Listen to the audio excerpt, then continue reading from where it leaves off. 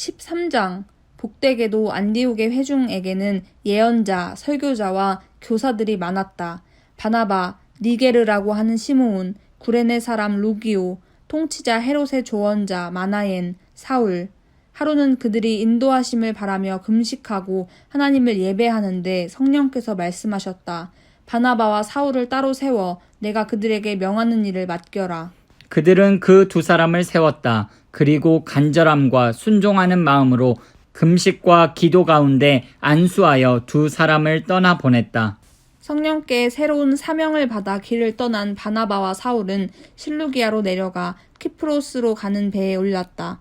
살라미에 닿자마자 그들은 가장 먼저 유대인의 여러 회당에서 하나님의 말씀을 전했다. 그들은 자신들을 도와줄 동료로 요한을 데리고 갔다. 그들은 섬 전역을 다니다가 바보에서 유대인 마술사와 마주쳤다. 그는 애를 써서 총독 서기오 바울의 신임을 얻어낸 사람이었다. 총독은 웬만해서는 협작꾼에게 넘어가지 않는 똑똑한 사람이었다. 바예수라 하는 그 마술사는 삐뚤어진 대로 삐뚤어진 인간이었다. 바나바와 사울에게서 하나님의 말씀을 직접 듣고 싶었던 총독은 그들을 불러들였다. 그러나 만물박사, 그 마술사의 이름을 우리식으로 풀면 이런 뜻이다는 총독의 주의를 흩뜨려서 믿지 못하게 하려고 애를 썼다. 성령이 충만한 사울, 곧 바울이 그의 눈을 똑바로 쳐다보며 말했다. 마귀의 흉내나 내는 허풍선이야. 너는 사람들을 속여 하나님을 믿지 못하게 하려고 잠도 안 자고 계략을 꾸미는구나. 그러나 이제 내가 하나님과 직접 부딪혔으니 내 장난질은 끝났다. 너는 눈이 멀어서 오랫동안 햇빛을 보지 못할 것이다. 그는 곧 어두운 안개 속에 빠져들어 주변을 더듬거렸다. 사람들에게 자기 손을 잡고 길을 알려달라고 간청했다. 총독은 그 일어난 일을 보고 주님을 믿었다. 그는 그들이 주님에 대해 하는 말을 듣고 대단한 열의를 보였다. 바울 일행은 바보에서 출항해 밤빌리아의 버가로 항해했다. 거기서 요한이 중도에 포기하고 예루살렘으로 돌아갔다.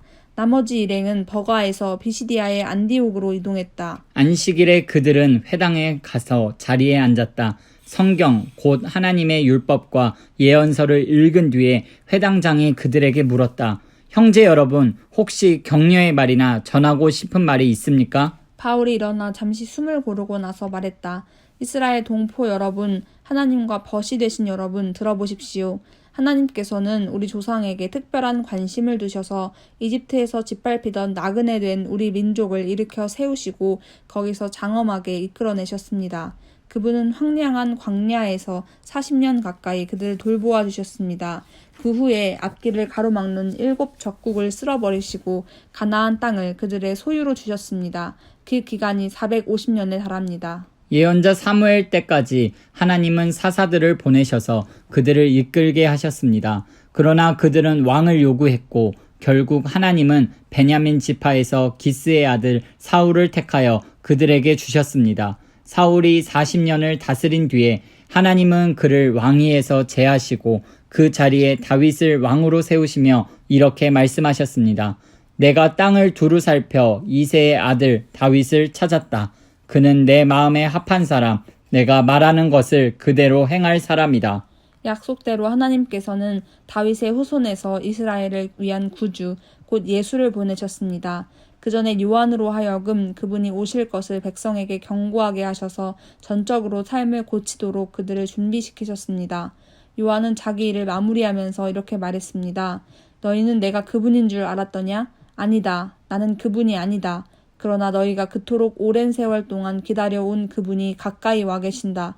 그분이 곧 나타나실 것이다. 그리고 나는 곧 사라질 것이다. 사랑하는 형제 자매 여러분, 아브라함의 자손이요 하나님과 벗이 되신 여러분, 이 구원의 메시지를 들어야 할 사람은 바로 여러분이었습니다. 예루살렘 시민과 통치자들은 그분이 누구신지 알아보지 못하고 그분께 사형을 선고했습니다. 정당한 이유가 없는데도 무조건 빌라도에게 처형을 요구했습니다. 그들은 예언자들이 말한 그대로 행한 것입니다. 그들은 안식일마다 회당에서 예언자들의 글을 읽으면서도 정작 자신들이 그 예언자들의 각본을 글자 그대로 따르고 있다는 사실을 몰랐습니다. 예언자들의 말대로 다 행한 뒤에 그들은 그분을 십자가에서 내려다가 무덤에 두었습니다. 그러나 하나님께서 그분을 죽음에서 다시 살리셨습니다. 그 후에 그분은 갈릴리 시절부터 그분을 잘 알던 이들에게 여러 곳에서 여러 번에 걸쳐 나타나셨고 바로 그들이 그분의 살아계심을 계속해서 증거하고 있습니다. 이것은 논쟁의 여지가 없는 사실입니다. 오늘 우리도 여러분에게 복된 소식을 가져왔습니다. 그것은 바로 하나님께서 우리 조상에게 하신 약속이 그 후손인 우리에게 성취되었다는 메시지입니다. 시편 2편에 정확히 기록된 것처럼 하나님께서 예수를 살리셨습니다. 내 아들, 내 소중한 아들아, 오늘 내가 너를 기뻐한다. 그분을 죽은 자들 가운데서 살리실 때 하나님은 영원히 그렇게 하신 것입니다. 그 예수가 썩고 부패한 것으로 다시 돌아가실 일은 없습니다. 그래서 이사야는 내가 다윗의 약속된 축복을 너희 모두에게 주겠다고 한 것입니다. 시편 기자도 이렇게 기도했습니다. 주님께서는 주님의 거룩하신 분을 썩고 부패한 것을 다시 보지 않게 하실 것입니다. 물론 다윗은 하나님이 맡기신 일을 다 마치고 나서 오늘까지 긴 세월을 흙과 재가 되어 무덤 속에 있습니다. 그러나 하나님이 살리신 예수는 흙과 재가 되는 일이 없습니다. 내가 참으로 사랑하는 친구 여러분, 여러분에게 죄 용서의 약속이 주어지는 것은 바로 부활하신 이 예수 때문임을 아시기 바랍니다. 그분은 모세의 율법이 결코 해낼 수 없었던 일을 믿는 사람들 안에서 모두 성취하십니다. 부활하신 이 예수를 믿는 사람은 누구나 하나님 앞에서 선하고 의롭고 온전하다고 선포됩니다. 이것을 가볍게 여기지 마십시오. 다음과 같은 예언자의 설교가 여러분을 묘사한 것이어서는 안 될 것입니다. 조심하여라, 비웃는 자들아. 뚫어지게 보아라. 너희의 세상이 산산조각 나는 것을. 내가 바로 너희 눈앞에서 일을 행할 것인데 그 일이 눈앞에 닥쳐도 너희는 믿지 않을 것이다. 예배가 끝나자 바울과 바나바는 다음 안식일에도 설교해 달라는 초청을 받았다. 모임이 끝나자 아주 많은 유대인과 유대교 개종자들이 바울과 바나바를 따라갔다. 두 사람은 그들과 긴 대화를 나누면서 그들이 시작한 삶, 곧 하나님의 은혜와 그 은혜 안에서 사는 삶에 머물러 있으라고 권면했다. 다음 안식일이 돌아오자 도시 전체가 하나님의 말씀을 들으려고 모여들었다. 일부 유대인들이 그 무리를 보고는 시기심에 휩싸여 바울을 심하게 비난했다. 그들은 바울의 말을 일일이 반박하며 소란을 피웠다. 그러나 바울과 바나바는 물러서지 않았다.